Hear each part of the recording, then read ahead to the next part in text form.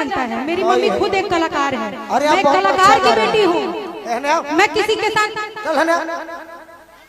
बोले मेरी शादी होगी तो दुनिया देखेगा। चल जी नहीं नहीं कसती, मैं गोलू जी का हटा के मत बोलो, परिवार बा हमारा, मैं गोलू जी का आग्रह की अरे बाप रे, संस्कार बता बात कभी अपनी अपने संस्कार के बात हमारा से करते हैं, गाना है ना भगेड़ू कहीं की लेके वो काम करते नहीं, तू चुपचाप खाली रही है, विवाद ना चाहिए। सुनो कुछ नहीं के बोले के आप गोलू जी टोन कस के माइक में आप विवाद खुद कर रही है, टोन कस रही है ना। इधर आइए मेरा, अगर हमको मानते हैं अगर हमको मानती हैं तो आप आइए।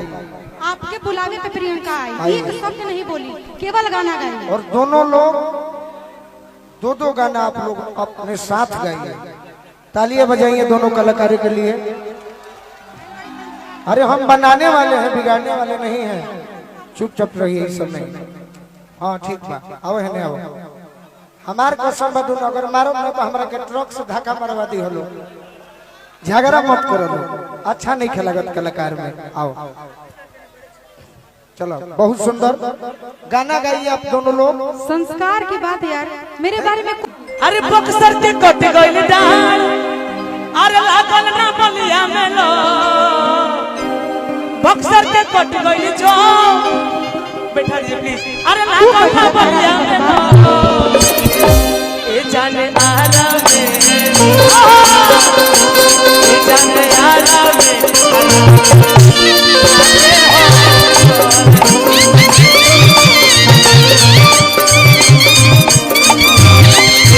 बक्सर के कट गइल जो, लागल ना बलिया में लो, बक्सर के कट गइल जो, लागल ना छपरा में लो, ए जाने आरा में, ए जाने बक्सर में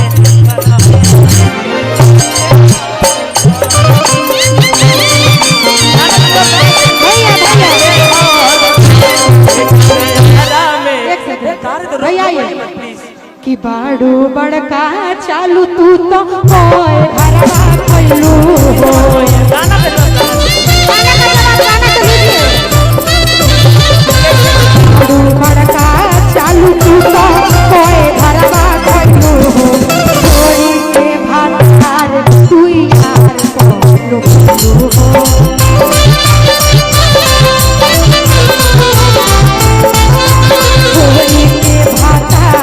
तू यार कौन भइलो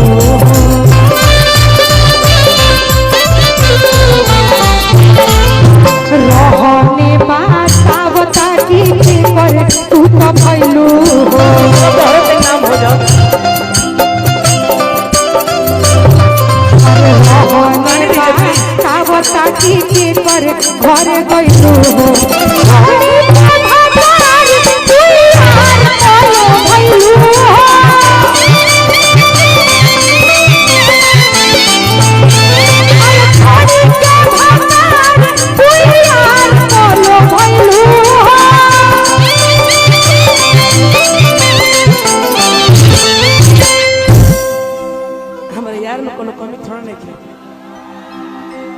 बियाहल मरद के भैया ना कहने का बिया, जौन बात होना में सही है, बात खत्म, बोलिएगा मत, गाना गा लीजिए, हम पारिवारिक लड़की हुआ, ये एगो गाना बना, लेकिन हम यार के तो गाना देख रहे हैं भैया, डी लगाइए ना, मेरा भी स्केल लगाइए। नहीं भैया तब हम नहीं गा पाएंगे, जवाब सुनिए, जवाब सुनिए,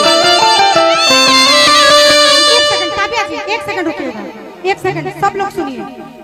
कोना बात के विवाद बा, कोनो खर्ची घटल बा, संगे गावो सब बीच में हम ढुकता नहीं हवे, चलाओ तो बेटा, अब बात में हमार मन कर तो तन में लड़ जई हलो, बाकी गीत संगीत में लड़ लोग बहुत ना। हां वो नहीं, चलो गीते संगीत ही हम जान के जाओ कबे वीरेंद्र भैया के भगिना बानी, आ वहां के भी गावल चाहत इच्छा बा, तो हम चाहत नहीं कि जब ओने से आदेश बा तो कहे ना एगो गीत वहां के सुन लिया जाओ, ऐसे कि परिवार के वहां के भगिना बानी। जी जी जरूर जरूर होखे के चाहिए। अरे ए पे तो कहलू के गदगद हो जी बोलो, बहुत सुंदर बैठे। हम एगो गार्जियन 2 सेकंड गार्जियन, हम एक बात कहना चाहेंगे मेरे यूट्यूबर भाई, चाहे हमारे अभिभावक, कलाकार तनी मंच के ध्यान चाहता नहीं भैया, कलाकार गोलू राजा को बदनाम करता है, माने गायिका चाहे जो भी, लेकिन मैं दावे के साथ कहता हूं ये कोई बनावटी बात नहीं मेरे गार्जियन, कोई बनावटी बात नहीं। भोजपुरी का एक लौता कलाकार प्रिय भाई गोलू राजा, ये सत्य बात है, सच्चाई है और इसको स्वीकार करना पड़ेगा कि एक ऐसा कलाकार जिसके बदौलत, जिसके समर्पण, जिसके त्याग से भोजपुरी दुनिया में गायिकाओं का मान सम्मान बढ़ा है। गार्जियन आप यूट्यूब चैनल उठा के देखिए काव्या, लेकिन आप हमारे जय साहब एक ऐसा एक लौता कलाकार, क्या उसको जरूरत है साहब, जिसके डायरी में, जिसके मां सरस्वती ने साक्षात कंठ में ऐसा आशीर्वाद दिया है, हजारों गीत जिसके गले में हो, लेकिन वो कलाकार चाहता है कि मंच पे सारे कलाकार आगे बढ़े। और लोग कहता है कि मैं गोलू राजा का सम्मान करती हूँ, मुझे तो लगता है कि झूठ बात है, बनावटी रिश्ते। इसीलिए हमको बनावटी लोगों के व्यवहार अच्छे नहीं लगते। ईमान जहां बिक जाए हमारा, मुझे वो बाजार अच्छे नहीं लगते। हमको बनावटी लोगों के व्यवहार अच्छे नहीं। जब गोलू राजा ने आग्रह किया कि दोनों कलाकार को प्रेम से गाना है, तो दोनों कलाकार को चाहिए था कि सामने आके दूसरे से पहले गले मिल जाए। तोहरों के बाबू है बात खातिर डांटब हम कि मान सम्मान, सीनियर जूनियर जो भी है, थोड़ा सा आप झुक जाइएगा तो पागल जिस वृक्ष में फल रहता है वही वृक्ष झुकता है।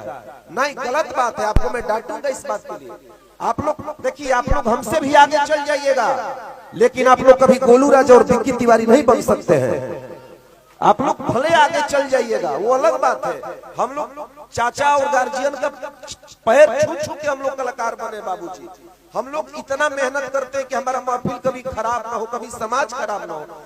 गोलू राजा का सम्मान यदि आप लोग करते तो दोनों गायिकाओं गोलू राजा के बात और मान को रखते क्या सर। लेकिन चलिए, हमको बनावटी लोगों के व्यवहार अच्छे नहीं लगते। ईमान जहां बिक जाए, मुझे वो बाजार अच्छे नहीं लगते। यूं तो दुनिया की चकाचौंध सबको लुभाती है, लेकिन जिस घर में मां नहीं पूजी जाए उस घर के त्योहार अच्छे नहीं लगते।